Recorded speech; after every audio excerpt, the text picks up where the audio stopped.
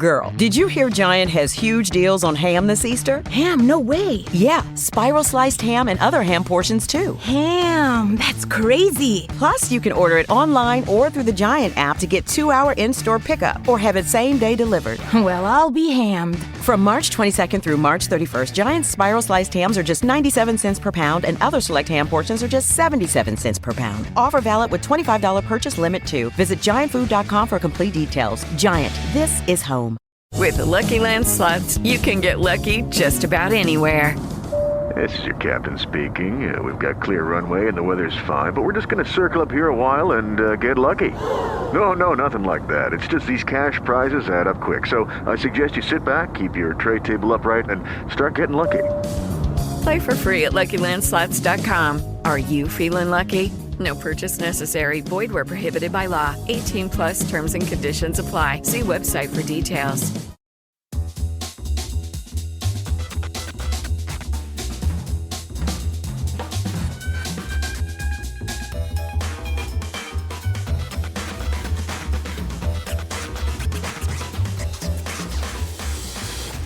I'm a friend of your mother's. I'd like to help you.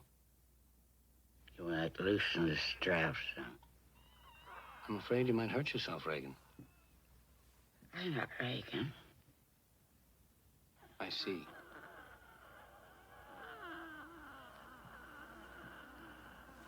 Well, then, let's introduce ourselves. I'm Damien Karras. And I'm the devil. Now kindly undo these straps. If you're the devil, why not make the straps disappear? That's much too vulgar display of power, Karras. Welcome to Back to the Frame Rate, part of the Western Media Podcast Network, a weekly podcast discussing movie news, reviews, and recommendations. On the show this week, we'll be reviewing Evil Dead Rise, which recently was made available on Max this past week. We'll also be catching up on our weekly watching. Followed by our featured review. Sam and I will be counting down our top 5 favorite horror movie franchises. And then finally, our recommendation shelf segment, where we'll be recommending some more films that feature demonic possession. I am Nathan Schur, and with me is Sam Cole. Hey, hi, Sam. How's it going? I'm good. No Ellie this week. It's a little quiet in here tonight. I know. Our cold open this week was a clip from William Friedkin's classic, The Exorcist, from 1973. Not the first film to feature demonic possession, but certainly one of the scariest. Have you seen The Exorcist in recent years? I have. Not recently, but probably in the past 5 years. Definitely seen The Exorcist multiple times. It's a quite effective, scary, well done, like 2 strong thumbs up movie. I saw it way too young. I think it was on, I saw probably even an edited version for it on, I don't know. It was probably on basic cable at one time growing up, and it still wasn't edited enough for probably 14-year-old Nathan growing up. But it just the image of Reagan is scary enough. Oh God. You don't even need to like see anything really that graphic, but it is very effective film. It has that true evil possession feel. It's like you feel like there's a demon that's like infected the movie itself. That's why it's so scary. Yeah. Like you don't feel safe watching it. No, you do not. Yeah. So, anyways, well, we like I said, we don't have Ellie this week. She is taking a week off. I think she's on a little mini break, some vacation time, which is well deserved. But you and I will hold the fort down, and we're going to be talking about Evil Dead Rise and some other scary movie franchises, and our scariest episode yet, Sam. I'm looking forward to it. So feel the terror. Yes. Yeah. So I don't know if there really isn't that much that I have to share about my past week. I have just been holding the fort down, maintaining, being a single dad this past week. My wife has been on a European Mediterranean cruise, and I am just trying to keep the kids from killing each other this past week. I have almost a 12-year-old and a 6-year-old, and just making sure that they're clothed and fed is all I have been able to really do. Oh boy, I hear that. That is my life. Yeah, I have not done a lot this week either. I've been helping my dad. He's doing fine. He had like surgery, so he's just It's in good a to hear. recovering place doing physical therapy. But like just back and forth. He's at this place in Pasco, Rhode Island, so it's way the hell out in the middle of the nowhere, and it's like it's a perfectly fine facility. It's just kind of a grim location. So I go there, I bring him newspapers and stuff, and go back and forth. But between that and just watching some movies and doing some editing on my own, it's been a quiet week for me as well. Not particularly eventful. Yeah. I don't do the best with transitions sometimes. Where like I recently will have like 4 weeks of like walks of world and travel, and like every day is like the adventure, live the life. Then I come back and it's like 6 days of nothing go by, and I hate that. I like trying to keep momentum going and going and going, but like because of the nature of my life, because it's all about self motivation. Sometimes I'll pick up the pace, and sometimes I'll like fall behind, and it's all on me, as it should be. There's no one telling me like you have to do this, you have to do that. So it's like navigating a ship, and sometimes doing a good job driving it, and sometimes being like, nah, let's just coast with the tide, you know. Yep. Yes. So, since you did have some time to watch a few things, why don't you share with us in our weekly watching segment what you did see? So I had a very random, eclectic watch week. One thing I did watch was The Ghost and the Darkness with Val Kilmer Yes. and Michael Douglas. Pretty kind of an enjoyable movie. It's one of those movies that's not perfect. It's the concept of two like demonic lions attacking this like African village while they're trying to build a bridge. Wait. It's, Are they demonic lions or were they just lions being well, lions? they're lions being lions, but the movie goes way out of its way to show them as possessed and evil, and the fact that they hunt for pleasure. And there's this scene where Michael Douglas and Val Kilmer go to their lair, and it's filled with like human skulls and remains. And Okay. Douglas gets really scared, and he's like, "Lions don't do this." So they're lions, but they don't act like lions. They're like psychotic lions. I will admit, I haven't seen this movie in well over 24 years. So I saw this in the theater. I saw it when it came to home video. It's been a long time. I just remember these were like super like pumped up, roided lions. I don't remember them being like purely evil lions. I just remember they were bad lions. But go ahead. Yeah, Sorry. it's one of those movies that's it's okay. Like if there's a movie that I like, or if it has a certain quality that I like, and I'll see it a couple times, my brain will kind of wash over the things that I don't like about it, and I'll enjoy it more and more. It's just something I do. So going back to my initial experience of seeing it in the theater in the fall of '96, Yeah. it's okay. It's decent. It's one of those movies where it's competently directed. It's pretty good. Some shots are kind of hit and miss. It's just kind of like solid. It's not great, but I've always enjoyed suspense movies about like predators and prey. I really liked Idris Elba and Beast, and that's just kind of a genre that I like. And so it is good, but not great. It's directed by Stephen Hopkins, who has an interesting kind of career. He did Predator 2, and then he did Judgment Night. Then he did Blown Away with Jeff Bridges and Tommy Lee Jones, Irish I Terrorist. love that film. Yeah, Terrible accents. Terrible accents. I was just about terrible accents. I was watching some of the other night. So he's an interesting kind of eclectic director where like he did Predator 2 when he's in his early 20s. And that feels like a kid directing that movie. They're like lots of blood, machine guns. Like then he matures a little bit. He's like, no, I want to tell a story about. I got to say, from that director, for me, his most entertaining directing for me is in a movie called Judgment Night with Emilio Estevez, because there are these four guys in like a trailer. They're going out to see this like game or something. They don't make it. They get stuck in a bad neighborhood, and Dennis Leary like kills a guy. They witness the murder. They get hunted. The reason that's the funnest of all his movies is because it uses the environment so well. It's like a playground of, oh, we have to crawl, through this tunnel, or we have to crawl into this manhole, or we have to climb this sketchy apartment building and get across the roof to a ladder to escape the bad guys. So yeah, that's my favorite of his. But so yeah, I did see Ghost in the Darkness. And then the other movie I saw more in line with our horror theme is Friday the 13th, Part 8, Jason Takes Manhattan. Wow. And I have to say, I bumped into the end of Part 7 like the last 20 minutes of part 7 on TV, and part 8 was coming on right after it. I'm like, I'm just going to watch this whole thing. And as one does. one was 1988 and the next one is 1989. So they pumped it out right after that one. They have to make their deadline for the following Halloween, you know? Yeah, for the following Halloween. And man, like watching the end of part 7, I've never seen that movie in whole. It's like it's a woman that has these like psychic abilities that can control and move stuff. I swear to God, the last 10 minutes of that movie looked like it was shot in one night, where they had like a big, like, China ball, like in the woods at night to light the woods. And I swear to God, it feels like some guy with a steady cam ran out and he's like, okay, you run that way. Let's get the reverse angle. Okay. It's just the cheapest, most put together. But going back to Friday the 13th part 8, the weird thing about those movies is this is before the Scream franchise, when Scream had this kind of self-aware, comedic kind of wink tone to it. There is no self-awareness in Friday the 13th.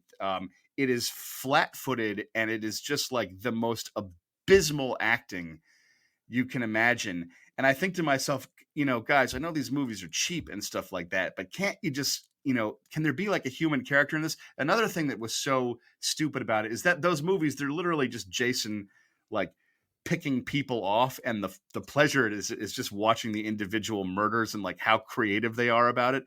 But the problem with this one is they're all on a boat. It's a bunch of like either college kids or high school seniors. They've just graduated. They're on a boat heading towards Manhattan from somewhere else.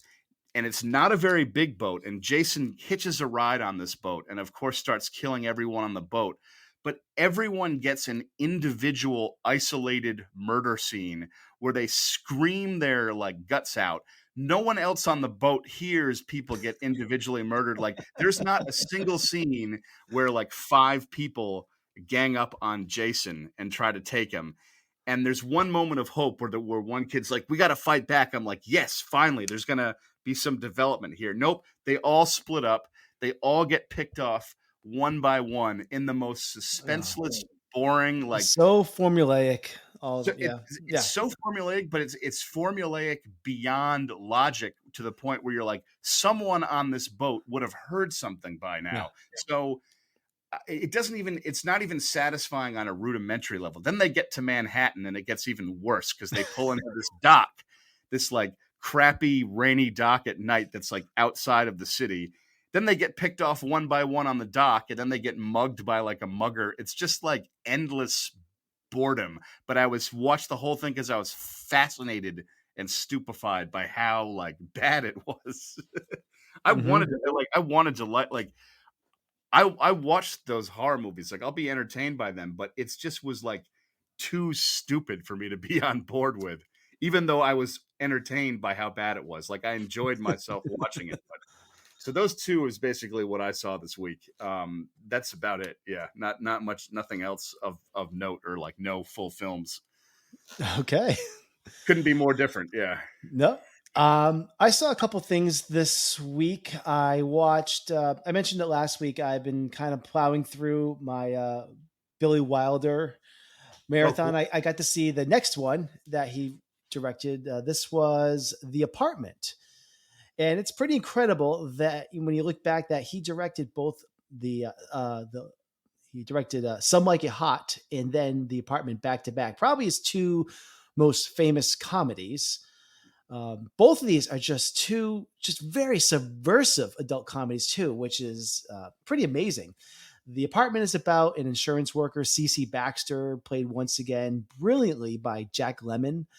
Baxter is in a situation where he lends out his Upper West Side apartment to company bosses to use for extramarital affairs, and in turn, it helps him rise up the corporate ladder. The film also stars Shirley MacLaine and Fred McMurray. Fred McMurray also in a great Billy Wilder film.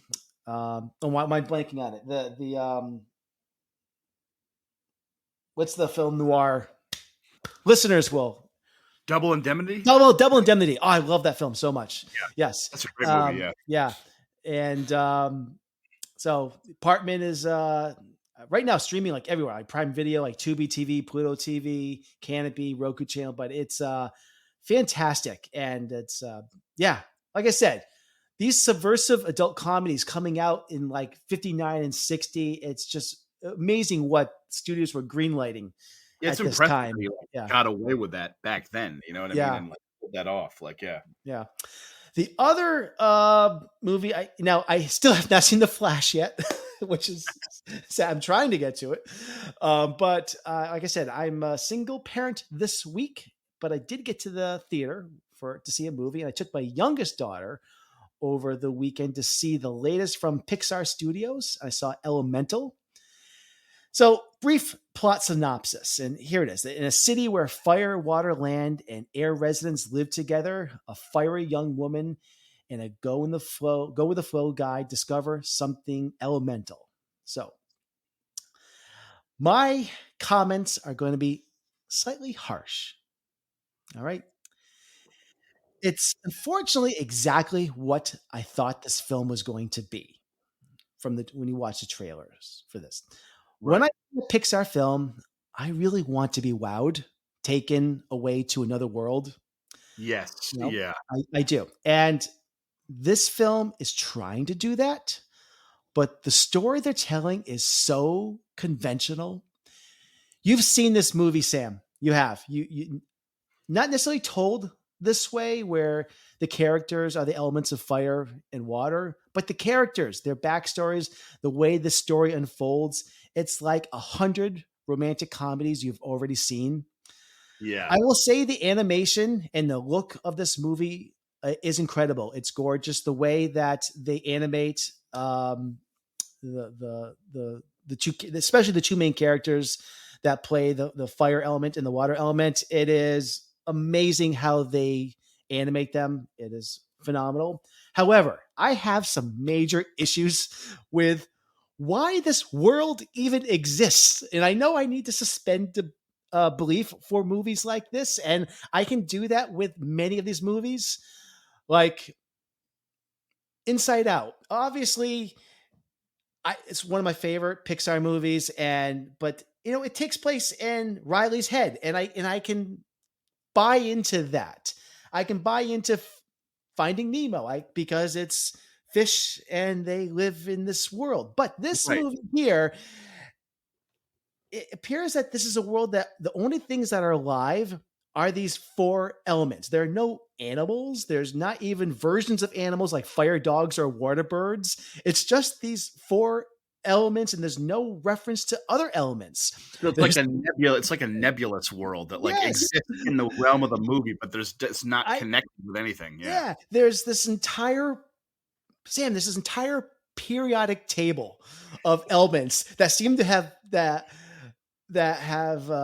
it's like they're not part of the language of this world, but it must be because there's huge cities and there's engineering going on, and these elements have discovered iron and steel because they build bridges and buses and boats. And this movie just absolutely just breaks my brain. And I know I'm overthinking this, but I just don't understand this movie. And the only reason why I'm thinking about this is because the story itself just bored the hell out of me. So I ended up just thinking about, like, well, how is this fire woman riding the bus? Because wouldn't she just burn up the bus because she's made out of fire? So this is the stuff that I'm thinking about the entire movie. Like, because like this movie just makes no common sense at all. So I'm just thinking about like the logic of everything going on in this movie. Like, I don't know. It sounds like they didn't fundamentally. This is build my the world. brain absolutely just completely dissecting this film in a way that the filmmakers don't want you to. But when you think about this, when somebody who's got like a brain that just wants to like think all these things through, the movie completely collapses under itself. Unlike a lot of other Pixar movies, and I'm trying to think of other ones. I don't know, but I saw the trailer for I don't know. Elemental, and the trailer really did not do it for me. It reminded me of like Strange World, which I also didn't see. yeah, The one that was it called Strange World that came yeah. out last Thanksgiving. There's something. It just looks like it I just didn't, I seemed to didn't be. hate Strange World, but it's lower tier Pixar Yeah, for it sure. feels like Pixar is struggling conceptually a little bit. It just looked the trailer knowing nothing about the movie and honestly having not given it a chance, the trailer did not do it for me. So usually when I see a Pixar trailer, I'm like, wow. Like, Well, I saw the trailer for Brave. I was like, I gotta see this. Like that's Pixar, isn't it? It is, yeah. Pixar. I mean, yeah. where this movie really suffers more than anything is the story, because Pixar, what I think the great Pixar movies is what gives them the great hook is characters and stories that really touch people. And I look at like movies like Coco and Inside Out, and even like I know like I sometimes I get the Disney animation and Pixar movies mixed up, but there's many Ratatouille and the Toy Story films. Like there's so much heart in those movies, and in many of those movies I am crying at the end of those, and there's not a single moment where I felt a nudge of anything stirring in me in Elemental. Well, it sounds like Elemental, there's no emotional way in. It's like you're watching elements of like fire and water ride a bus in like a nebulous world, and you're like, what the hell is this? Like yes, and the crying is done mostly by Wade, the water element, and it's you see in the trailer this. Anyways, I'm done talking about Elemental. I found it to be extremely lower tier Pixar, one of my least favorites of all of theirs, and so I was disappointed in that. So that's that. And the only other movie I saw this week, I'm trying to get through because Indiana Jones Dial of Destiny comes out soon. I have watched Raiders of the Lost Ark and Indiana Jones Temple of Doom this past week. I don't think I need to really make many comments on that. I think the whole world has seen that. I love those movies back to back like that. Like, was it fun? I love it. Yes. I love it. And I'm going to try to get through the next two. I cannot wait to revisit Crystal Skull. I haven't seen that since it was came out on video many years ago. Say, even though Raiders is probably the best and probably my favorite, I do really like the breakneck pace of Temple of Doom. I think Temple of Doom is the fastest paced Indiana Jones. The nightclub and the plane crash. We go to India. Oh my God, they killed the children. Like it's like. Well, Sam, you'll be happy to know if it wasn't. I think it was in the beginning of this podcast we started recording. I may have said I was a little down on Temple of Doom. I watched it probably for the first time in maybe 10 years, and I had a blast watching it again. I love Temple of Doom. So yes, I was probably a little too harsh. It's been a while, but Temple of Doom is not my favorite Indiana Jones, but it is so much fun. It really is a lot of fun, and it is an amusement ride. It is. It is so much fun. Talking about this and too, it's funny. It's really funny. And when we see Dial of Destiny, I'm sure we'll be discussing this, but like, I'm sure Dial of Destiny is going to have like a lot of like CGI augmentation. And I really miss the grit, the dusty grit of Raiders, where it's like, there's like cobwebs on his hat and he's like running across the field and like sand is coming up. I miss whenever I see clips of the first three films, they're all, everything is like in camera awesomeness. Yeah. And it has this look, and then it cuts to like Dial of Destiny and you see him like riding a horse down the street of New York, and you're like, he's maybe there, and there's like extras that are like, there's a lot of augmentation, and it just, I miss the grit. And obviously we haven't seen Dial of Destiny yet, and that's upcoming, but like, it's just a feeling I get, Yeah. So, well, there you go. That's what we've been watching this past week.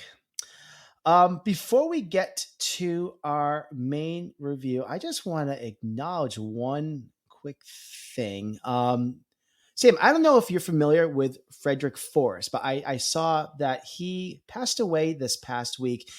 He is most notable for his role in Apocalypse Now as the role of Chef. He passed away on the age of 86 on June 23rd. Oh, wow. He was one of the ensemble on the boat With the Lucky Land Slots, you can get lucky just about anywhere. This is your captain speaking. We've got clear runway and the weather's fine, but we're just going to circle up here a while and get lucky. No, nothing like that. It's just these cash prizes add up quick. So I suggest you sit back, keep your tray table upright, and start getting lucky. Play for free at LuckyLandSlots.com. Are you feeling lucky? No purchase necessary. Void where prohibited by law. 18 plus terms and conditions apply. See website for details. Okay, round two. Name something that's not boring. A laundry? Ooh, a book club. Computer solitaire, huh? Ah, sorry, we were looking for Chumba Casino. That's right, ChumbaCasino.com has over 100 casino-style games. Join today and play for free for your chance to redeem some serious prizes. ChumbaCasino.com. No purchase necessary. Void where prohibited by law. 18 plus terms and conditions apply. See website for details. Out there to find Colonel Kurtz. That same year, also in 1979, he was nominated for Best Supporting Actor in The Rose. Film I have actually not seen, so I need to catch up with that at some point. He never crossed over into leading man territory, but I always appreciated whenever he did pop up in a film, especially in the Joel Schumacher 1993 film Falling Down, where he plays Nick, a survivalist with a very dark edge. I don't know if you remember that scene.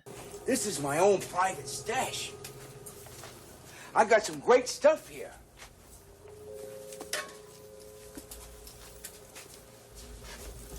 Ooh, World War I. Good shape. Hey, speaking of gas, wait a minute. Wait just a minute.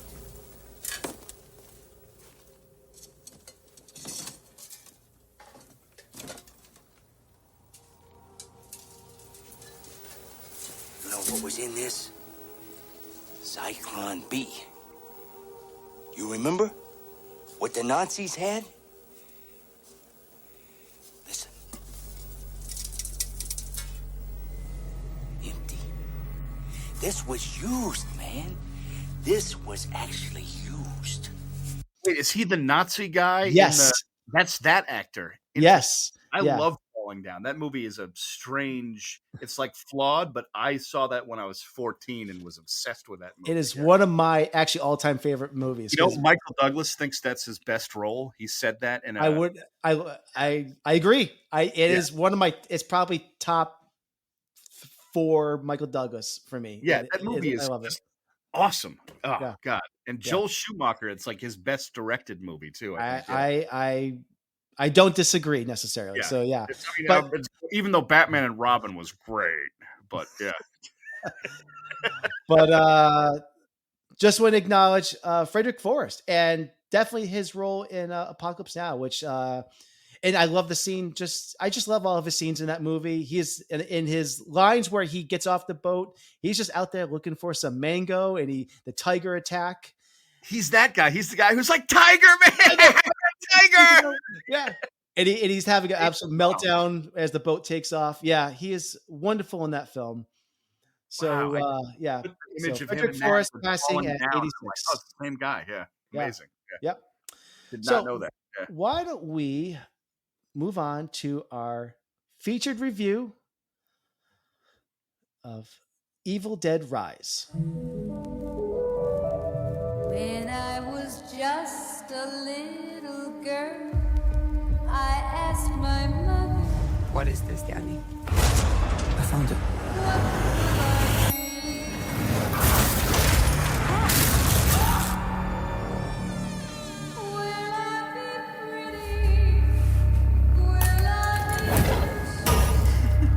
Here's what she said to me. It's me.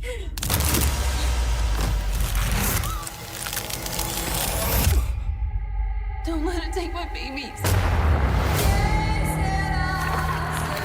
This is what happened to Paul. It happened to us. This evil creates terror through total chaos.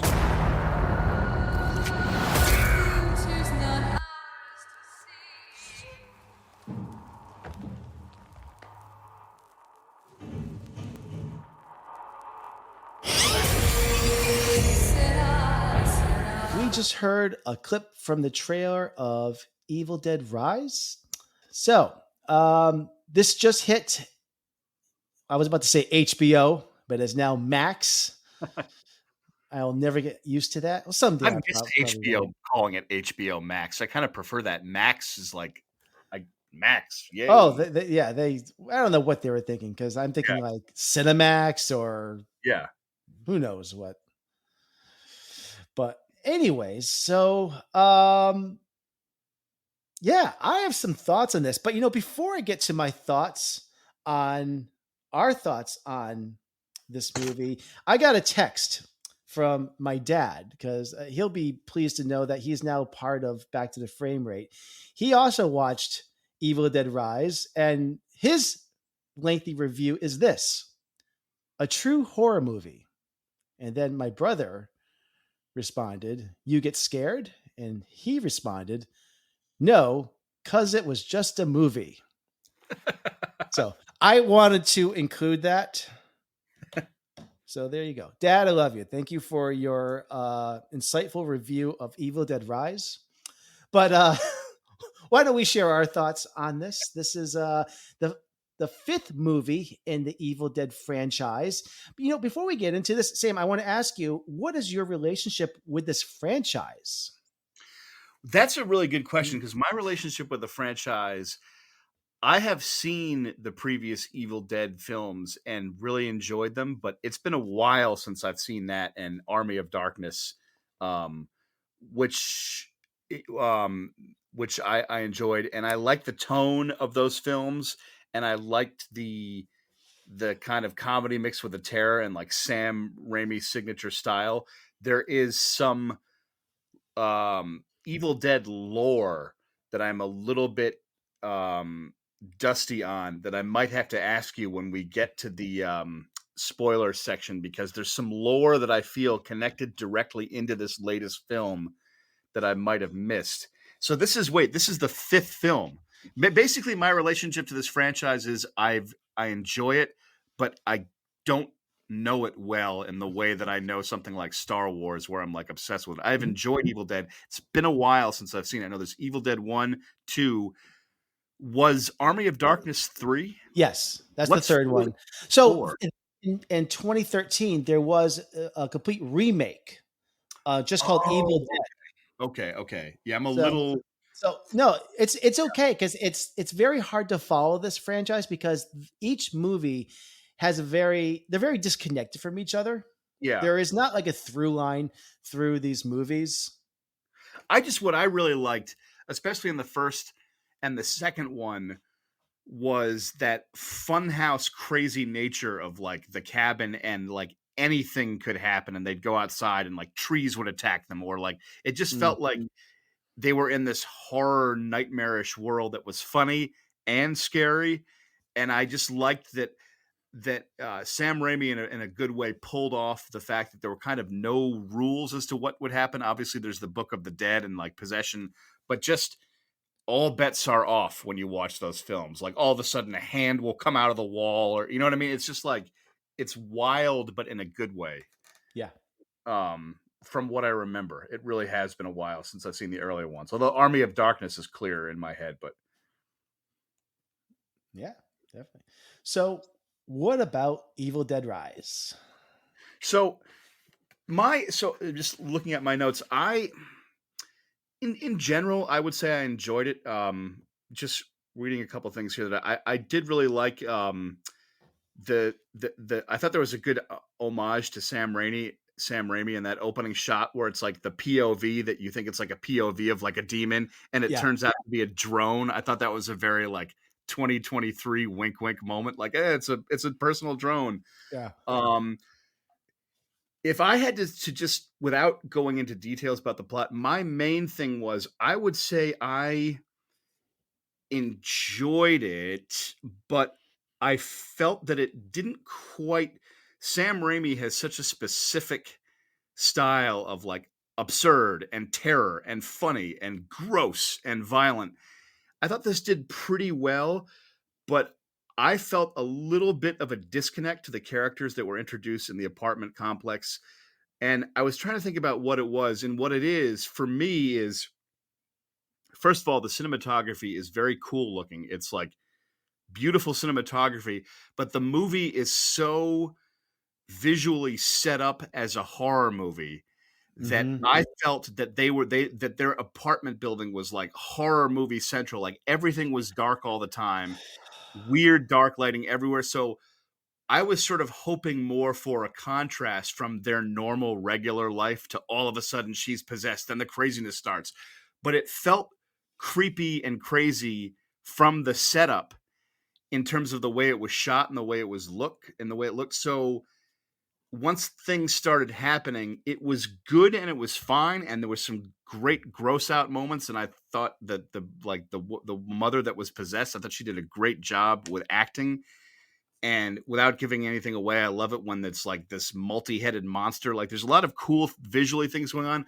I, for some reason, just did not feel the connection that I should have felt. And I don't know if it was because I like raced to get home and I watched it, but like I just felt I thought it was fine, but I wasn't like, found it hilarious or terrifying. I was like, I thought it was admirable and I enjoyed it, but I felt a bit of a disconnect watching it myself. And these are two totally different styles, and it's like apples and oranges, but like with a movie like The Conjuring, which is a movie that I love, like you have time to spend with the family where they're just having normal life and everything is regular before craziness starts. So when the craziness starts, it feels insidious and believable.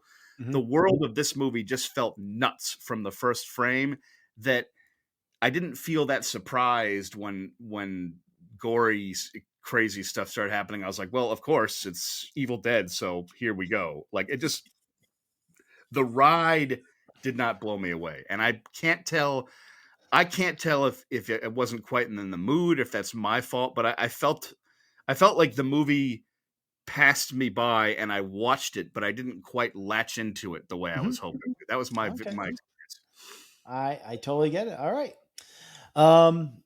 So I'll say that, I did like this film a lot. I think it was an entertaining entry into this, like I said before, a very unusual horror franchise. What's unusual about like I said before, the Evil Dead films is that they've never really had a through line with the plot from film to film. Each movie is kind of a standalone film, standalone story. The first two sequels actually are kind of like a reboot. They reboot the franchise twice. Like the second one is a remake pretty much entirely. It's more campy and tongue in cheek than the first one. And that's Evil Dead 2. And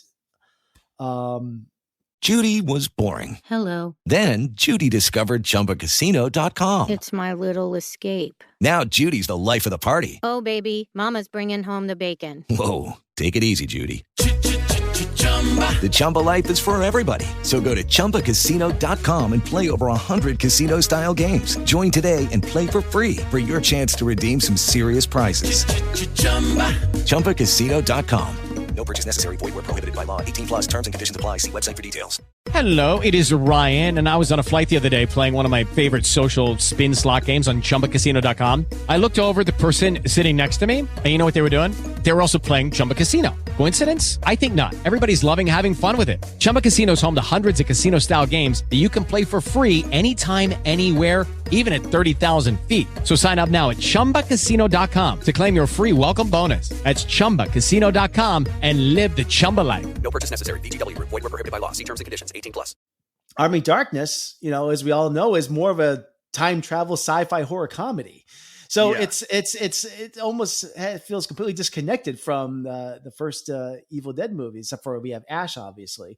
So then we get the 2013 reboot, which had a completely different aesthetic, a bit more in alignment with maybe the 1981 original film, but very violent, gory, and it brought that kind of a mean-spirited nature back into the franchise.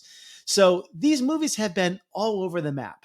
This film, I feel, continues with the thematic elements of the 2013 remake, but I like this one, I think, significantly more than the 2013 film. And I think it's because I really enjoyed the characters in this one. And I mean the family and the sister character in this. I think they do a very good job fleshing out the central family that's in the center of the story. The mom is played by Alyssa Sutherland, who has the three children living in this condemned apartment in Los Angeles. It's actually shot in New Zealand, but we never see Los Angeles, but whatever. That's typical. Yeah. Sutherland, I think, is really good playing a struggling mom, balancing all the challenges of making ends meet. Equally great is Lily Sullivan, who plays a sister. She's been living life in the fast lane as a guitar tech. I think it was a great choice to establish this film in an apartment building and not a cabin in the woods. I'm done with cabins in the woods for a while. I think we've covered those bases, and of course, have you seen the movie Cabin in the Woods from like 2011, Sam, where they completely is a send up of these Cabin in the Woods movies where so Absolutely we've done it. that. It's like the Walk Hard of music biopics. We can't do them anymore. Well, and you mentioned a really good point where there isn't a through line between the films. This really doesn't give anything away because it's right at the beginning, but like this kid finds the Book of the Dead. There's like an earthquake and there's a fissure beneath the apartment. It's like, what is it doing there? What? First of all, if there's an earthquake, there's a giant hole in the ground. What the hell is that kid doing climbing down into the earth? They actually call out that there could be aftershocks. Like, that is insane. Like crawling down into like a bank vault or whatever it is. That was what was strange about this movie. I agree with you. I like the setup that was built on a bank. I think that was very cool that they did. They didn't find the Book of the Dead like out in the woods in a cabin. I thought that was a great change of finding the book. Yeah, that was cool. I like the characters too. For me, I just felt like the setups were really good, but there's a lot of examples in this movie for me. Again, only seen it once, and I'm probably in the minority over here because it was like very positive Rotten Tomato scores. It's mine, and I enjoyed it. It's one not of the most highly rated Rotten Tomato on Rotten Tomatoes of any horror movie in a long time too. Yeah, in a while, and for me, I felt that when I would see scenes, I felt almost in some ways that I was watching like beautifully done like music video setups where it's like. I felt like the kids were positioned to stand here and get the perfect light on them. And like some of the reaction times were slow. I just felt this weird disconnect. But one of the most visceral moments that I felt where I actually was feeling the way I was hoping to feel throughout the movie is when the mother is like trapped in the hallway and she's possessed and she's trying to get back inside. And she's like trying to convince her, like the little kid to like open the door and she's killing people in the hallway. That was actually really great sequence. That's a great sequence. And coming when the youngest daughter opens the door and she's arm coming, that reminded me of the original Sam Raimi movies as well. Yeah, that was definitely an homage to that. I think the world just seemed so creepy and so it was creepy to begin with. It was creepy to begin with. So there was like when there was a hole opened up and like the Book of the Dead is there, it's like, oh, well, of course it is. This place is really weird looking. You know what I mean? Yeah. And I know it's a totally different movie and it's like apples and oranges. But the reason I like movies like Poltergeist or like The Conjuring is because when they start with a family, life is normal for a while. And the way it's shot and the way it looks, it reminds you of your normal, regular life. And so you feel drawn in. And then when terror happens, you're like, oh my God, this could happen to me. There could be a ghost in my house. I felt a disconnect with this where I'm like, I'm pretty sure I'm not going to be in a situation where an earthquake opens a fissure where there is a book of the dead. I felt a chasm. It was like I was watching a party on the other side of a chasm. And I'm like, why am I not having as much fun with these people as I should? That's what it felt like to me watching the movie. Mm-hmm. Just I hear you.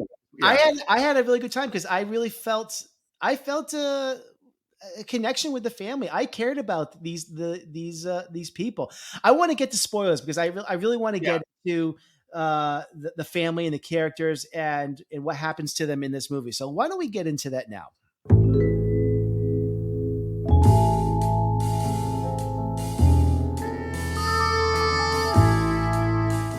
Okay, we're in a spoiler discussion for Evil Dead Rise. And like I was saying, the first thing I want to talk about is really how much I enjoyed this family here, because first of all, nobody's safe in this movie, which I thought was really cool. Like when we're getting to know, that. I like that a lot. We're getting to know the mom, and there's these three kids. There's Danny, Bridget, and Cassie, and of course there's the sister as well, Beth as well. Now I think we as this movie goes on, Ellie gets possessed. Oh, by the way, I want to side tangent. Danny goes into the Fisher, finds the book, brings it up to their room. By the way, another side tangent. I thought it was kind of cool. Danny and Bridget, I think, are supposed to be kind of ambiguous. Are they like identify as like they or they're in this movie? I think that they purposely cast some. Yeah. So but it's not really a thing in this movie, and I thought that was kind of cool that they some of the casting in this. But anyways, Danny opens this book, plays this record, which I thought was a great way of starting this whole thing into motion here. That is Bruce Campbell on the record. Right. Yeah. Which is a nice little voice cameo, cool. which is cool. But why do you think, if Danny is the one that's starting this whole thing, why is Ellie the one that gets attacked in the elevator? Why is Danny not the one? I'm always kind of curious by that. I wasn't sure. I just thought that the impression I got from watching it is that he unleashed the demon and she just happened to be in closer to proximity on it, and it happened to latch on to her from where it was coming from. She was the weakest link. I mean, I'm trying to figure out. I don't know if she was the weakest link. It just seemed, I just feel like that entity would just take anyone, and I feel like that was the first person in its path. That's what I got from it. I guess so. But is the entity coming from the book or coming from the hell? I don't know. I don't know either. Back to the disconnect where the setup and the rules of this movie, I wasn't quite. See, I also felt, am I supposed to know all this lore? Like, I felt that there was something I was missing when I I was like, am I an uninformed viewer here, or like? I'm no expert either, Sam. Just so you know, I've watched these movies, but I've only watched these movies a couple times each, and it's not like I pray to the Evil Dead gods and like I watch these and follow everything. So I've never seen the Evil Dead TV series, which there were 3 seasons of as well. So I'm not. I haven't seen it either. Yeah. One thing I did figure out in the spoiler thing is the opening sequence at that cabin with the craziness. Doesn't that happen after the events of the apartment and the girl and she finds it, and so that I have some thoughts in that, and I have very, very mixed feelings on there's in this movie there's a bookend in this movie where it starts off at a cabin where there is some friends that are like at a cabin, and there is a girl that is laying in bed, and it's obviously that she is possessed, and she attacks a friend and scalps her, and then she goes out somehow after she's been scalped, and then there's a boy there's a guy that is also flying the drone, and he gets attacked, he gets killed, also beheaded. And by the way, I love the opening title sequence. It's my favorite. That was awesome in the movie, where she's levitating off the water, and the title "Evil Dead Rise" comes up from behind the trees. That was great. That was like, if the whole movie was kind of like had that kind of, I love that. That was one of my favorite shots of the whole movie, and I got like goosebumps watching that. Like, we're in for it here when I saw that. Yeah, that was cool. That was a great title sequence. I agree with that. Yes, but I feel like we're jumping ahead here a little bit, but at the same time, I was disappointed that I feel like that whole bookend really doesn't have anything to do with this movie at all. And I think it's just a setup for a sequel or a prequel. Yeah. Because I think because this movie did very well. I think we're going to find out what happens to them in another movie, what that whole story is, which I'm not that excited about. I don't care about what happens to these kids in the cabin. right now. I was Yeah, hoping before the it was we were going to be linked to it somehow with this story, but we're not. They're just one of them is just a resident in the apartment. Whoop-de-doo. I don't know. It would help me if the lore was more intact from film to film, because I'm the kind of guy that likes it when one thing, it doesn't have to be episodic, but when one thing leads into another, I'd be like, oh my God, he used the spell in the book that they used from part 3. That spell, that curse is back. But instead, Yeah. it's like nebulous. You know, kind of. I couldn't answer that because I'm not that avid a follower of this, and I Me neither. think, I don't know. I'm not I sure. believe, and I was reading something online. This is not the same Book of the Dead um, as the other books from other movies. The what do you call it? The Necronomicon. There Yeah. are several of these books from different movies, but they all take place in the same universe somehow. Oh, That's and the demons are called the Deadites or the something. like Deadites. Yeah. And so there's a possibility these could all come together in some Yeah. shared universe somehow. I don't really know. So anyways, a couple of things I want to point out before we wrap this up. Cheese grater scene. Yeah, that Only was time I think in recent years I actually looked away from that because that was so visceral. that was ruthless. I did like the fact that the movie was really a full-on gore fest, Like, Yeah. I'm usually not about gore, but the way it was handled in this movie, it was like fun because it was so over the top that it was like part of its charm in a way, if that makes sense. Yeah. And definitely there's so many references to other horror films in here, but one of them was very blatant. That elevator filling up with blood and it comes down to the bottom floor and that spills out. So With the Lucky Land Slots, you can get lucky just about anywhere. This is your captain speaking. We've got clear runway and the weather's fine, but we're just going to circle up here a while and get lucky. No, nothing like that. It's just these cash prizes add up quick. So I suggest you sit back, keep your tray table upright, and start getting lucky. Play for free at LuckyLandSlots.com. Are you feeling lucky? No purchase necessary. Void where prohibited by law. 18+ terms and conditions apply. See website for details. This is where projects come to life. Our showrooms are designed to inspire with the latest products from top brands, curated in an inviting, hands-on environment, and a team of industry experts to support your project. We'll be there to make sure everything goes as planned, from product selection to delivery coordination. At Ferguson Bath, Kitchen and Lighting Gallery, your project is our priority.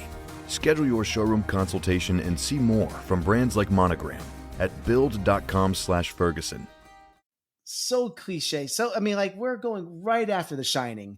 Yeah, that was blood. boring to me. The only thing that I liked was I was worried they were going to like literally rip off The Shining where like the river of blood comes out in slow motion. Yeah. I was glad that the door just exploded and it came out fast and they got it over with. I was like, enough with this reference. Boring. Yeah, it was like it was so obvious and like, I mean, come on, really? I mean, but yeah, I mean, I don't mind homages, but that was a little on the nose. See, I also like it. This is just me, but I like it when horror movies establish rules very clearly of what the evil can and can't do. Yes, this it's just kind of like ho nothing.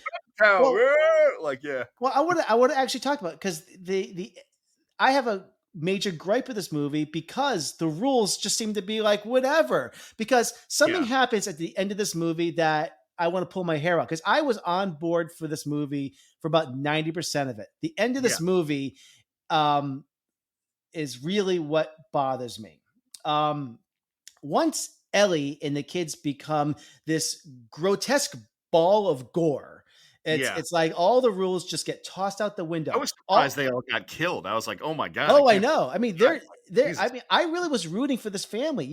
I felt like I wanted these kids to make it. I really did. Too. But all the wit and intelligence of this demon are just gone at this point. Beth is able to simply like hide on the other side of a car in the parking garage. The entire film we've established that this demon entity is so powerful. I mean, it would be fooled by something like this. It's now this somehow downgraded to the threat of like a wild animal. Like it can be destroyed Yeah. by going through a chipper shredder. I mean, I don't know. I mean, the That monster. climax was like the lesser, like Ripley fights the alien. You know what I mean? It was like a Yeah, it just watered became down version of like creature in the parking lot. that. I mean, this thing is like, it, I mean, yeah, an evil demon, and it just becomes like just a creature that Yeah. is I mean, where and it wasn't scary. I mean, it just became just a less terrifying and effective monster at the end, Became like and an that action movie creature feature climax where it's like yeah. monster in the parking lot, bloody death Oh in the wood in the whatever that was. Yeah. yeah, I don't know. I mean, like I don't. That really they had to. I think they just ran out of ideas. Like how do we get rid of this thing? Well, the thing is, you can't kill this thing. I mean, and Yeah. then It they was had to getting like really good where it got to that point where all the voices were like dead by dawn, dead by dawn, and yeah. you're like, whoa, and then it was like wah, wah. Yeah. So I don't know. I mean that was disappointing that they really had no real conclusion to how to no satisfying conclusion, at least for me. But whatever. I mean, How did the girl that came into the parking lot after that? How did she get possessed? I forgot what happened. She just walks over to the car with the blood, yeah. and there's like some creature piece left over or something. Yeah, I mean, well, here's the thing. Like, you obviously can't destroy this demon by putting it through a meat grinder Right, because right. it's already dead. You know, you can't do it. Yeah. So it's just a spirit floating around in the parking garage. So it just went to the next person. That That's happened in the really, movie with there's a really good horror movie called It Follows that like yeah. sets Oh, really good rules, has awesome rules for like 90%, and then at the end it's not yeah. terrible, but it turns into like a special effects show where just stuff starts happening, and I'm like, Yes. oh, but those rules were so set up. Stick to the Yeah. third acts of a lot of movies. They just these days they just go balls to the wall and they get big with Well, special effects. I'm like, no, keep it. the problem is when you make movies like that is that they like we have to end this somehow and we have to Yeah. like make it tied it up with a little bow, and once you do that they break their rules, and Yeah. if they're trying to make a satisfying conclusion that the test audience will like. That's Right. the problem. Yeah. And it's hard Yeah. to do that. It's hard to do that. I'll You can admit feel its tacked on nature a little bit. Yeah. you can. So if they had the guts to like, well, you know what, everyone dies, and that's how it goes, then but you know what, that's people don't like that Yeah. necessarily. Well, at least the test audience don't like that, probably is what they said. So It's you can't totally you can't kill Ellie and a 6-year-old. I guess that's the problem. Yeah. You can kill teenagers, but Right. you And I was can't. glad that they lived, but they could have lived in a more satisfying. Yeah. You could have still had them live with a better climax, you know, I know, but somehow, some anyways. way. Yeah.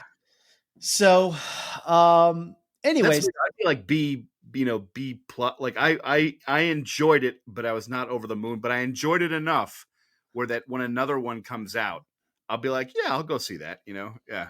I did, and I hope that they continue this through line. I hope we don't end up just back in the cabin again. But the problem I still think with these movies, at least the Evil Dead movies, is that it's the Deadites, or at least whatever this entity is. It's kind of a nondescript. Like there is no like tangible like evil. It's just kind of like, as you were mimicking before, like I'll eat, steal your soul. Like there's no like what is the evil, and it's really about what this thing does to its victims, and it's about the characters. Yeah, and she certainly So- took her time to go after the victims. Yeah, Like she wasn't right. particularly motivated. She's like, I'm going to say creepy stuff and Yeah. walk towards you slowly. You know, So these movies, I think, is the reason why they don't come out very frequently, is because I think the filmmakers kind of struggle with, well, where do we take these films? Like Yeah. that's why they remade it in 2013, and why it took another 10 years to do this is because what is an Evil Dead movie? You know, Right. it's, you know, for a while it was, well, it has to have Ash in it, you know, or has to have a character that has to have a bunch of teenagers in a cabin. And I mean, this could have been any horror movie about possession. It doesn't have to be an Evil Dead movie. That's the problem, is that Evil Dead is not really a thing. It's just happens to Brand be. kind of slapped onto it as like brand recognition, and it's like there's sort of connectivity, but I wish there was a little bit more of a through Yeah. line or something. Yeah. So, well, it's been fun talking about Evil Dead Rise. I think we can close the book on this conversation, but I did have a good time with this. So I had fun watching it. It was Yeah. fun. Yeah. Yeah. All right. Let's move on to our next topic we're going to talk about tonight. And this is something I am looking forward to, Sam. We are going to count down our top 5 horror franchises. This should be fun.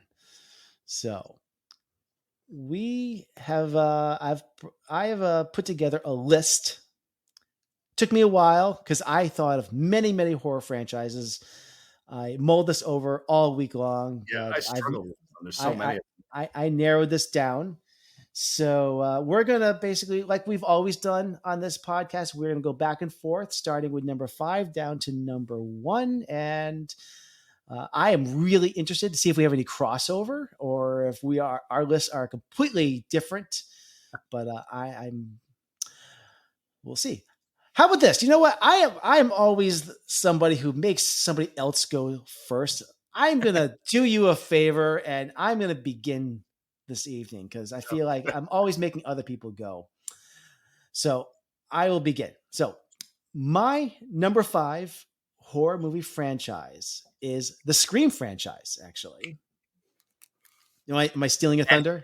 As is mine. Yeah. Okay. Well, we can both talk about it then. All right. Take a look. So we both have number 5. Our number 5 is Scream, the Scream franchise. This has been a series of films that has, like I've said on this podcast before, has been a bit up and down for me. But overall, I have to say that overall, as a whole, most of these films are very good. Even my least favorite, Scream 3, has plenty going on that I do enjoy. I love the meta commentary of these films. They're just a lot of fun. They're inventive, and what I love most is whether or not Wes Craven is the director or the new filmmakers at the helm, Matt Bettinelli, Open, and Tyler Gillett. They truly care about the characters in this. Sidney Prescott, Gail Weathers, Dewey Riley. The fact that these characters have been handled with so much care over the past 25 years is the biggest reason why I think fans keep coming back to these movies. And I think these films have the potential to continue to create those types of long-lasting characters if they play their cards right. I think they have a solid core cast in place right now with the new generation. So that's my number 5. Sam, what are your thoughts? My number 5 is definitely Scream as well. And I would say the reason that I like the franchise a lot is because of its tone. It has really good characters, like you were saying, but it also, I like the tongue-in-cheek, self-aware that it's a horror movie and playing with tropes. Yet why I enjoy it so much is because, yes, it's funny, and yes, it plays with those tropes, but it actually manages to deliver scarier spills and chills than some other horror franchises that are not as clever as it. So it has a tongue-in-cheek tone, but it also manages, I mean, it also manages to be straight up horror while poking fun at itself. Those films, for the most part, manage to achieve a tone that is very specific to that genre. And I also find the murders really scary. I mean, there's a killing in Scream 2. I think it's Sarah Michelle Gellar, is it? I think it's her. And it's like she's in a dorm room on a second floor, and it is a brutal, like realistic, awful, painful death. Yeah. And I watch it and I'm like, oh my God, that was horrible. But that's what that franchise does. It's funny, but then when it comes to delivering in the horror department, it really delivers. So yeah, I would put that's my number 5 because of the tone that they are able to achieve in most of them. Like you said, Scream 3 is not as good. I have not seen 4, 5, or 6, so I'm like way the hell behind. But I have a feeling that even those films still manage to carry on the baton and keep that tone going. Like, it's a franchise where when Scream 7 comes out, I'm not going to be like, oh man, another one. I'll be like, yes, Yep. 'cause I like the character. I like the world. I want to see it keep going. Yeah. Yep. All right. So my number 4 horror movie franchise is one of the OGs. I'm going with A Nightmare on Elm Street. Now, not every movie in this franchise is great. I think the first film is a classic, and obviously the third one is a fan favorite because it's just completely bonkers. Yeah. I actually really like Wes Craven's New Nightmare. I think it's one of the best in the franchise. Yeah, it has some problems. I think the film's a hoot. You can clearly see the direct line from that film to the Scream movies. Actually, the entire movie is a commentary on film franchises. Anyways, like I was saying, not all Elm Street movies are created equal, but Robert Englund as Freddy Krueger is an iconic horror movie villain, and he brings so much charisma to that role that I can't help grin from ear to ear every single moment he is on screen. And that goes for all the movies that he's in, even the bad ones. And for that, Nightmare on Elm Street gets an extra boost no matter how good or bad the film is. So Nightmare on Elm Street is my number 4. Interesting. Yeah. That's a really good point. So for my let's see, for my number 4, boy, I'm thinking about like switching the positions of these, but so Scream was 5. 4 damn. This is tough. Okay, so I'm going to go with my original. You know what? No. This is hard. I'm just cross wires. Right here. we're doing this on the fly. Okay. So, and I'm not trying to copy you. Originally, I had a different one as 4, but I'm going to bump the one that I had as 4 higher up because I think it's better than 4th position. I guess I would put Nightmare on Elm Street as 4 as well, just because, yes, it's Freddy Krueger. Yes, he's iconic. I do like the crazy visuals in Nightmare on Elm Street Part 3. I think 2 is a really weird film that I haven't seen that much, with the bus like hanging off the cliff. That's the one I saw first as a kid. But I like it because of its visual.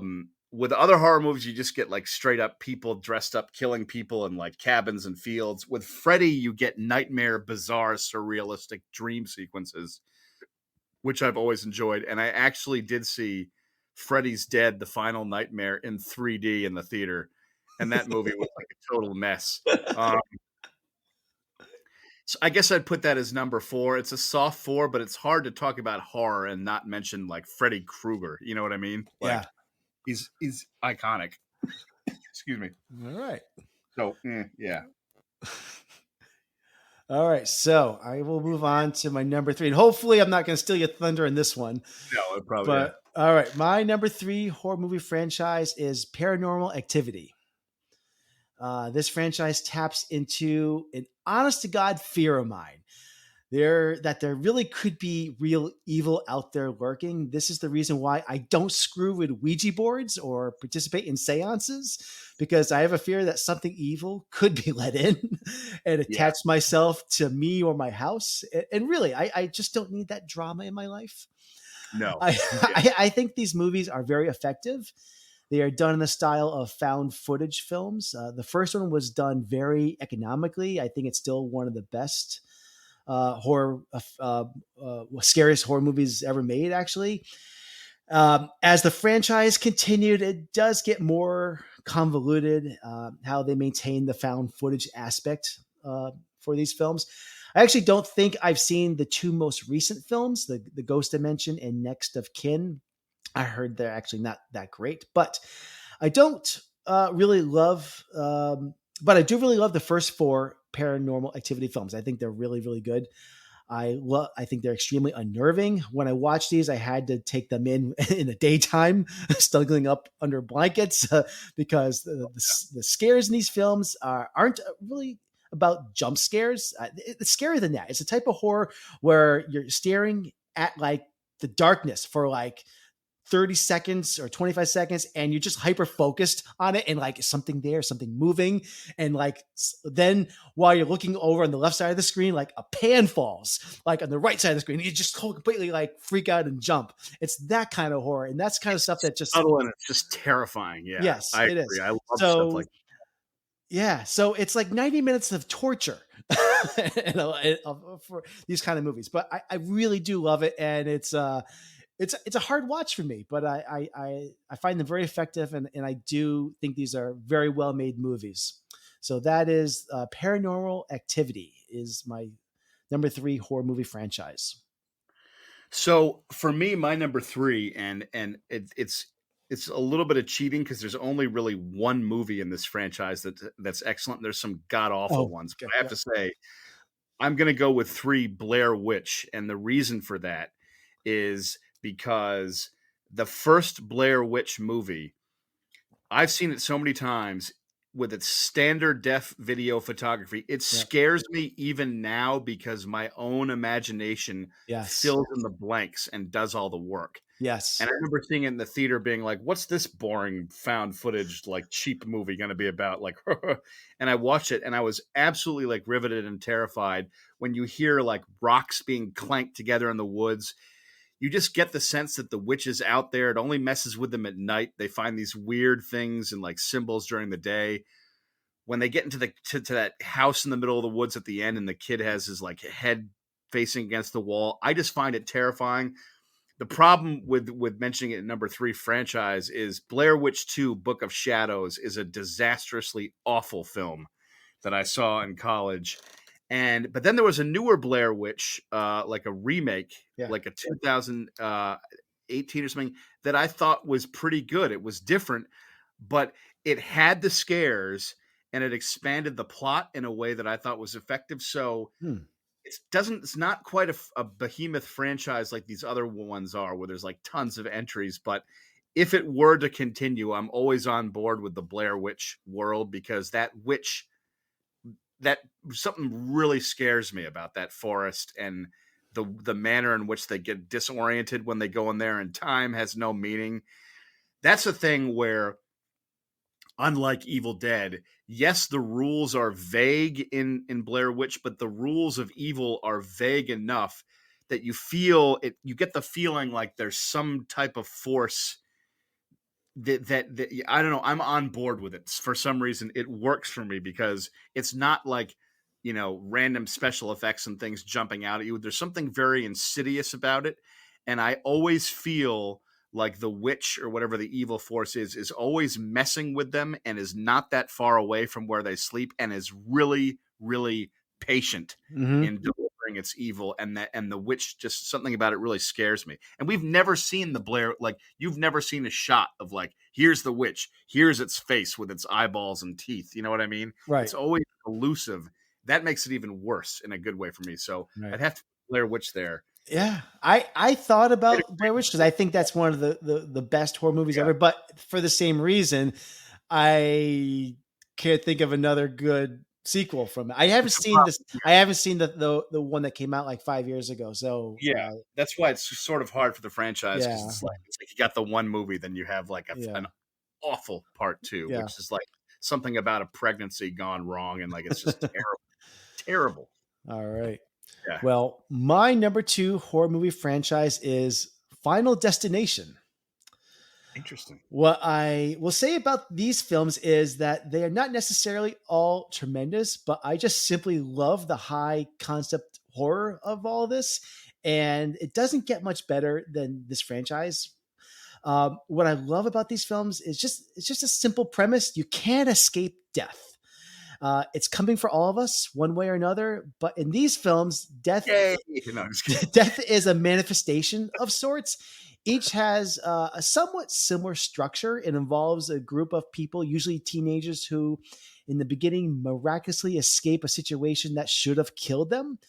But death will not be denied. It comes for each of them one by one. Of course, what makes these films so entertaining is the inventive way the characters meet their final destination.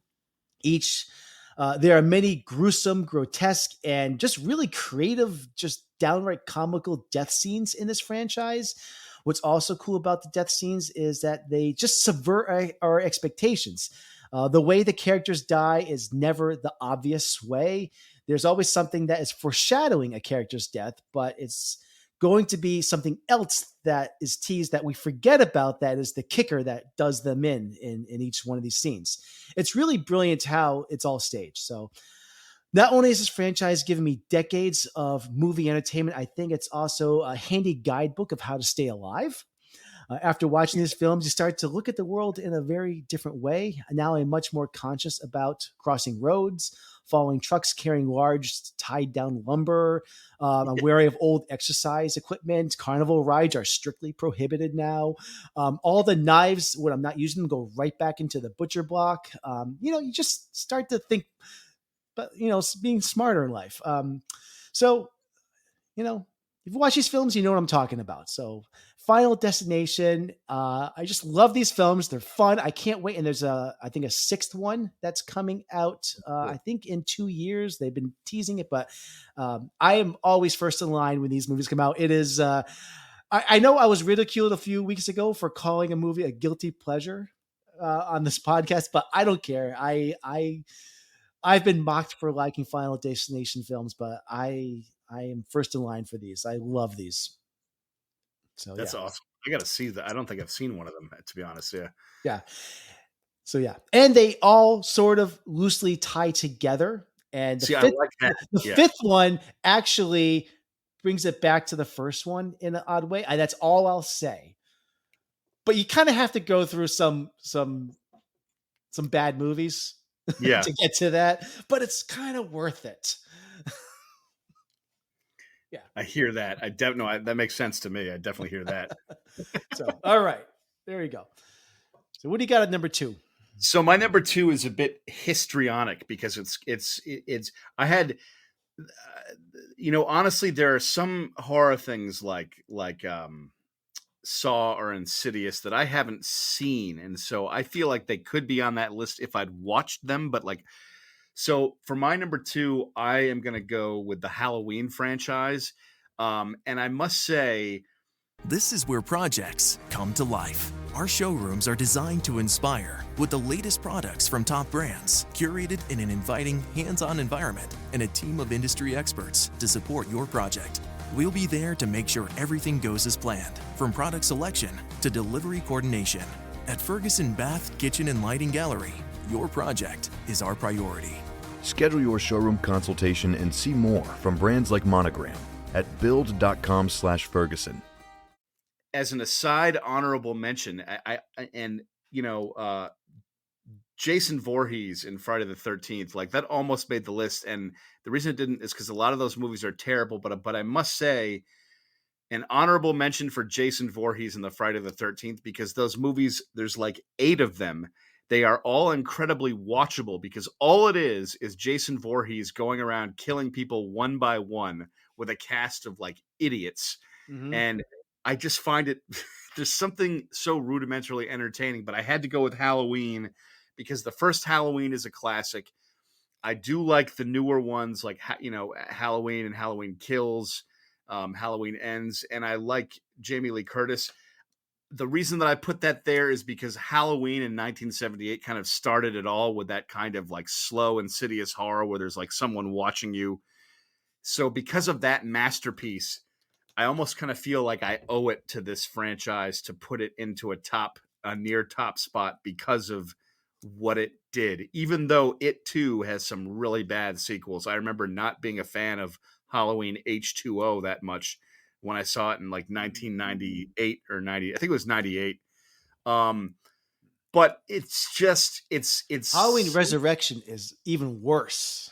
Halloween same awful. Cast, I think, but it was right after H2O. That's the problem. I think just the reason it's on that list in a high spot is because of all those killers like Jason or Freddy. Mike Myers is just iconic evil to me. You know what I mean? More so than Jason, even though, dare I say, I find Jason's movies sometimes more entertaining because it's just like plotless mayhem. You know what I mean? But so I guess it would have to be Halloween. Yeah. but it's tough because it feels like I feel like it's a safe choice, but that's drawing a blank. Yeah. So yeah. All right. So we're up. Alien almost made it in there, but that's like sci-fi. But it's sort of, I thought about like I those movies. wanted to keep it really like horror, and we could get not into like horror like enough. Predator and Alien and Jaws, and I thought about Yeah. these things, but I thought we got to keep it strictly horror. Those are more like thriller, sci-fi, Yeah. horror. We're doing horror. Yeah. Right. All right. If they made like 3 more Cocaine Bear movies, it would be on my list. So I still got to see that. I'm mad I missed that in the theater. I know I'm going to like that movie. Cocaine Bear 2. All right. My number 1 horror movie franchise is The Ring. Interesting. Yeah. Now, here in the States, we've only had 3 films in this franchise. And actually, I didn't even see the most recent one. But I heard kind of mixed things, or actually poor things about it, so I never actually bothered. But the Ring franchise actually originated as a series of Japanese films a few years before it was remade in 2002. And those films, I actually have seen. I think there's 3 of them. There might be more, but there's 3 of them, I believe. And they are something to behold. They're quite good.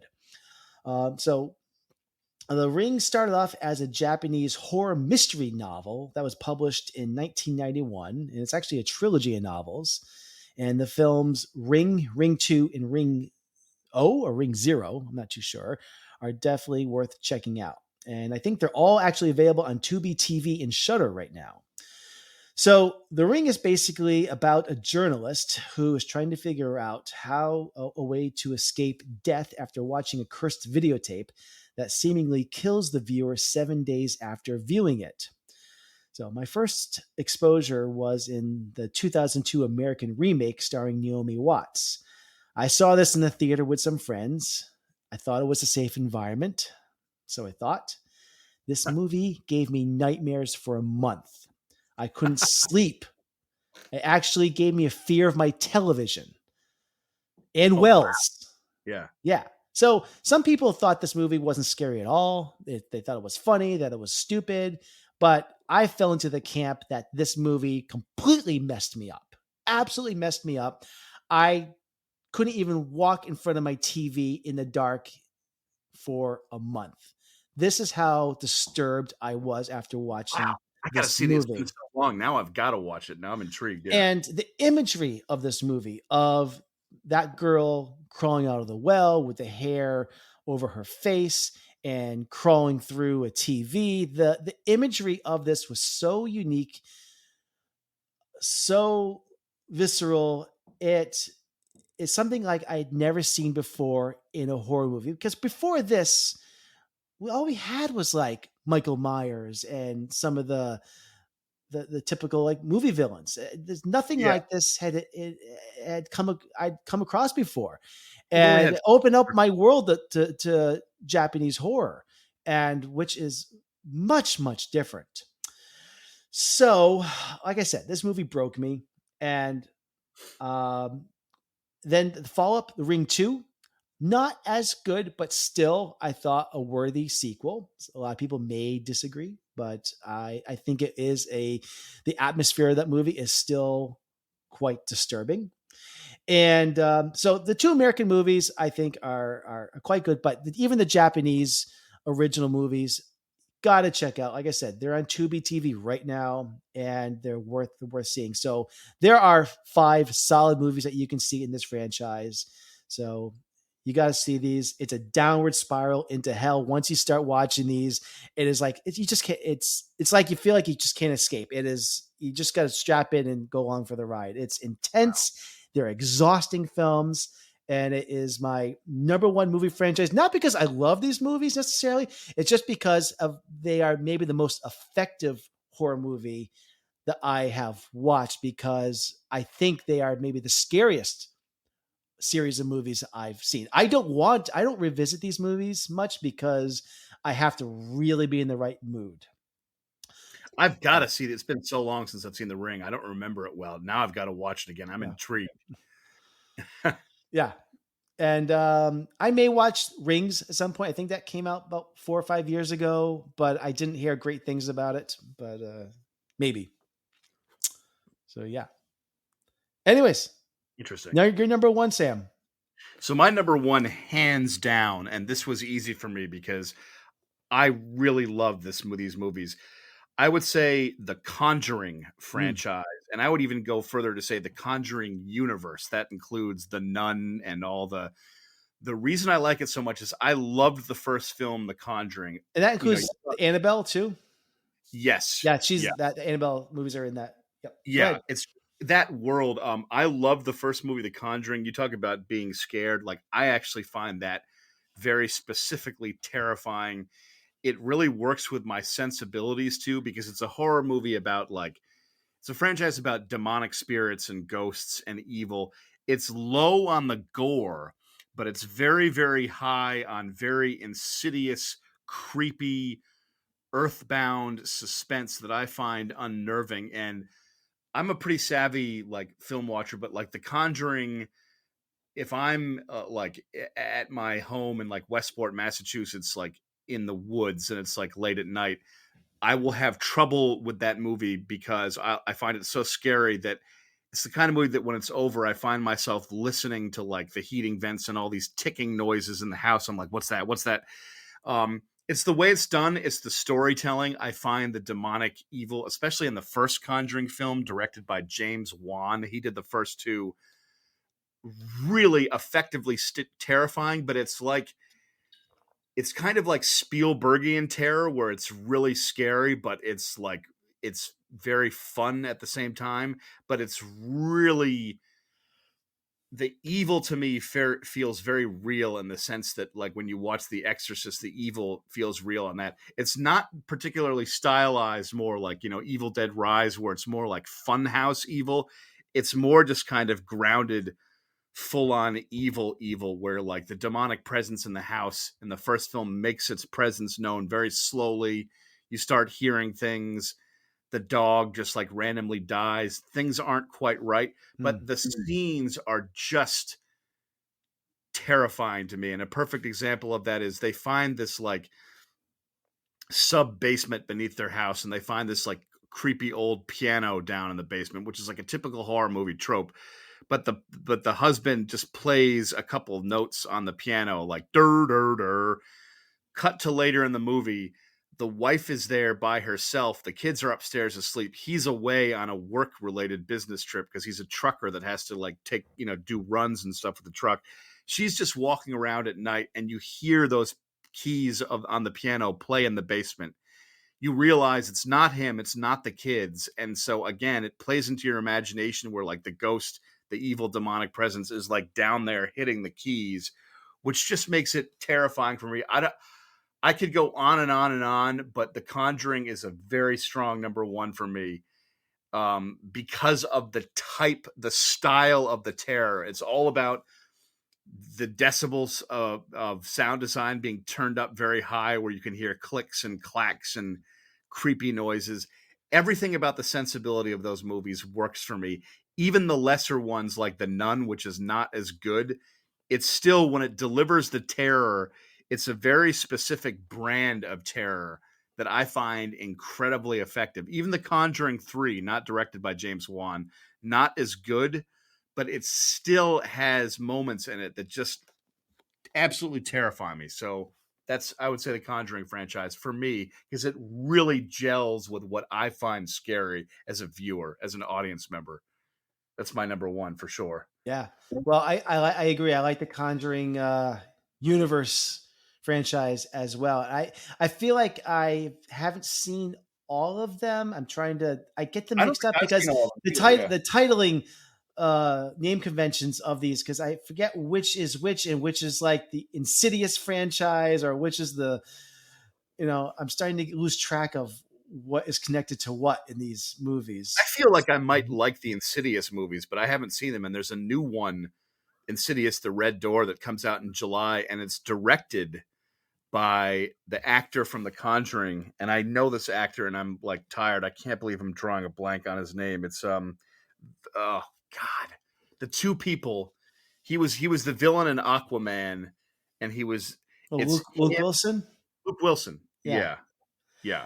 But it's just the he directed the next. The timeline of The Conjuring is confusing to me as well. I feel like, should I watch these in the order that they're made, or go because I think The Nun. I think you can watch it in the order that you're made it, because I think that The Nun is if you just watch it in the order than which it's made, that's the way to do it. Because the nun, like the evil nun Valak, is in The Conjuring 2, and it's really scary. So you introduce it with that movie, then you go back later and find out where the nun came from. It's like it doesn't. I think just going in order is fine. Like there's no. It's not. You don't have to do it a certain way. Like I think. Yeah.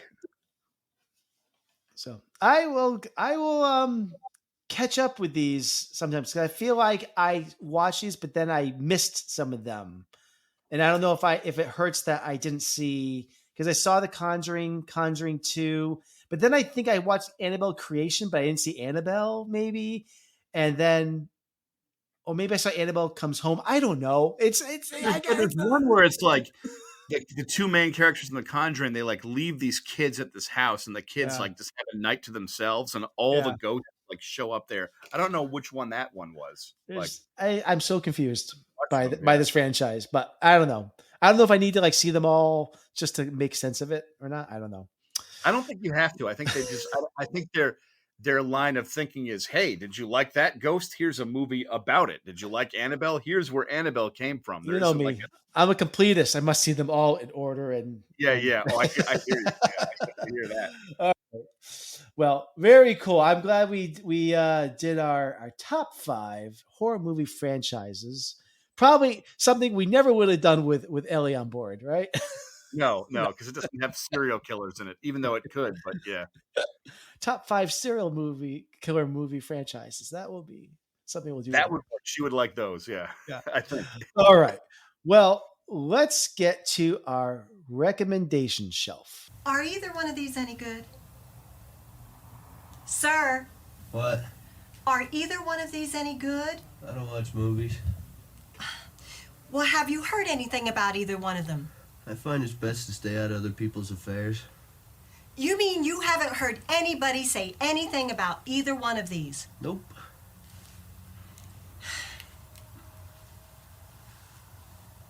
Well, what about these two? Oh, they suck. So our theme this week is demonic possession movies, sticking with our theme this week. And we each have a pick, a recommendation for our listeners this week. So, Sam. I'm going to go ahead and be very repetitive here, but my demonic possession recommendation movie is The Conjuring. Wow. What a shocker, because one of the characters in the movie is possessed by the evil demonic witch who has pledged herself to Satan. I've just talked about why I like it so much, so I won't go into it, but I find it very scary, very well done, and it just gets into horror movie tropes in the most spectacular way. I was legitimately scared in a fun way when seeing it in the theater for the first time. And it's creepy enough where I can watch any horror movie. It doesn't I don't get easily scared, but if I watch The Conjuring, the first one, which is far and away the best of the entire Conjuring universe, it just gives me pause watching that movie late at night, because I'm enjoying it while I'm watching it, but it's afterwards when I still have to deal with the rest of the evening before going to sleep, where I just feel like on edge. And this witch happened to have killed herself and devoted her soul to Satan at 3:07 in the morning. So whenever I happen to be awake in the wee hours, whenever it turns 3:07 and I'm in Westport, Massachusetts, I can't wait for it to be 3:08 a.m. because in that 60 seconds of that 1 minute, I think the witch is going to just come out from somewhere and rush me. So it's gotten into my head and I find it really scary. Who's ever down there? I'm gonna lock you in now!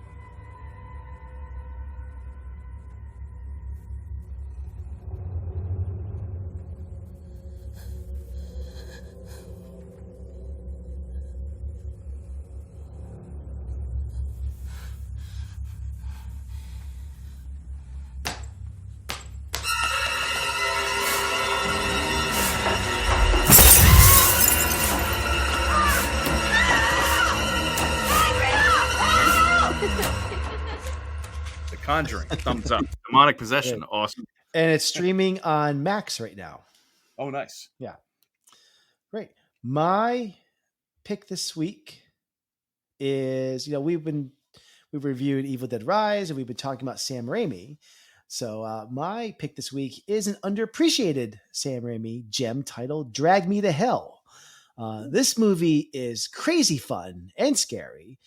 This was his follow-up to his Spider-Man trilogy. And I feel, after living in the comic book world for nearly 7 years, this was a fitting return to form to his roots in horror. Drag Me to Hell sort of came out of nowhere in 2009. It's a story of a woman, Christine, played by Allison Woolman, and her boyfriend, Justin Long.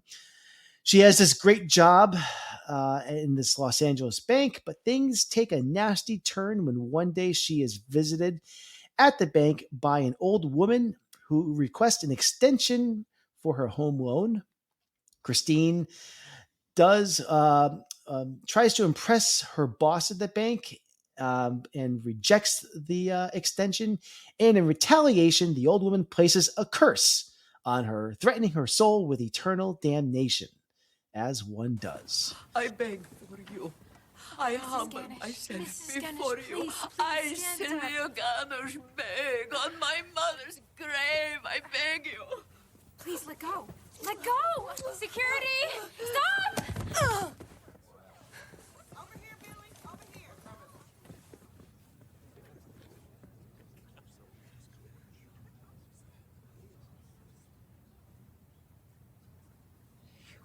Shame me.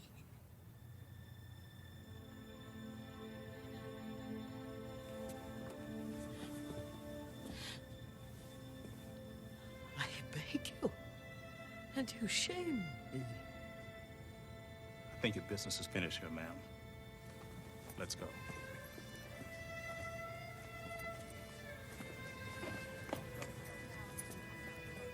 Mrs. Ganesh.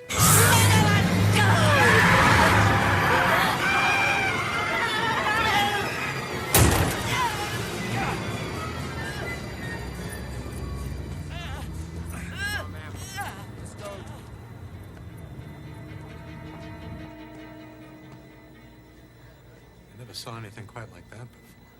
So, this film, like I said before, was a glorious return for Sam Raimi, a very gory and nasty film with practical effects, and it's a type of horror movie that there was a mix of a lot of CGI in this as well, but it was a good mix. Lots of very fun jump scares in this. So if you like Sam Raimi for his Evil Dead films, those early films, and you missed this one, I definitely recommend you check this one out. It didn't kind of flew under the radar, I remember. So it's a gloriously violent film. It also has very tongue-in-cheek humor in this as well. And I think it's really well done. So great popcorn film. And it's available on VOD. I've heard of that movie. I haven't seen it, so I got to check that. Yeah, it's great, shocking, and jump scares in this. I think you would like this, Sam. So if you liked, I think fans of like Evil Dead 2 and the kind of the camp nature of that will like this movie a lot. I'm writing it down right now. Put that on my list because I do want to see that. Yeah. And it's kind of bright and vibrant as well. So it's not like what we just saw with Evil Dead Rise, where everything's kind of like dark and danky. It feels like you put the David Fincher 7 filter on it. So this is a very vibrant looking movie. So it's a lot of fun. And Justin Long is in it playing like the boyfriend, and he gives you the performance that you want from him in that. Yeah. You know? So yeah, Drag Me to Hell. So there we go. Those are our recommendations this week for demonic possession films. Go check those out. So we've made it to the end. All by ourselves, Sam. We did it. Holding down the fort. Yeah. All right. So let's get to our wrap up. I'm not going to do a big outro with upcoming releases. We know what's coming up this weekend. It is Indiana Jones and the Dial of Destiny. And I think we are both very much looking forward to that. So The Rotten Tomatoes score has risen slightly. Slightly up a little bit, yeah. That much. All right. The 60s now. Yay! Yeah, let's just keep that out of our mind. Yeah. It's gonna be amazing. It's gonna be I'm amazing. going to go into it with an open mind. I'm excited. Yeah. All right. That is the show, everyone. Thank you for tuning in. Back to the Frame Rate is part of the Weston Media Podcast Network. You can email us directly at backtotheframerate@gmail.com. Hit us up on Facebook and Instagram at Back to the Frame Rate, and on Twitter at Back Frame Rate. Yeah, if you'd like to help us out, a great way to do that is to simply share our episodes, spread the word. We would appreciate it. You can find past episodes of the show and other podcasts from the Weston Media Podcast Network on our website, and I'll drop the link in the show notes. And the other big thing I should mention is that you can find video versions of our podcast on YouTube. Is one place you can find us, and we have a YouTube channel that is at Back to the Frame Rate on YouTube, which is very exciting. And we also have our show now on Weston Media Cable Access on our public channel. But you can also find us on westonmedia.org if you go there, and you will find our video on demand page. So you can now see us as well as hear us. So that's very exciting. So that's it. The show is over. Goodbye.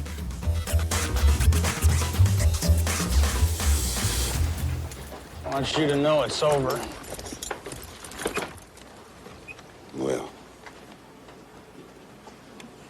bye. This is where projects come to life. Our showrooms are designed to inspire with the latest products from top brands, curated in an inviting, hands-on environment, and a team of industry experts to support your project. We'll be there to make sure everything goes as planned, from product selection to delivery coordination. At Ferguson Bath, Kitchen, and Lighting Gallery, your project is our priority. Schedule your showroom consultation and see more from brands like Monogram at build.com/Ferguson. This is where projects come to life. Our showrooms are designed to inspire with the latest products from top brands, curated in an inviting, hands-on environment, and a team of industry experts to support your project. We'll be there to make sure everything goes as planned, from product selection to delivery coordination. At Ferguson Bath, Kitchen, and Lighting Gallery, your project is our priority. Schedule your showroom consultation and see more from brands like Monogram at build.com/Ferguson.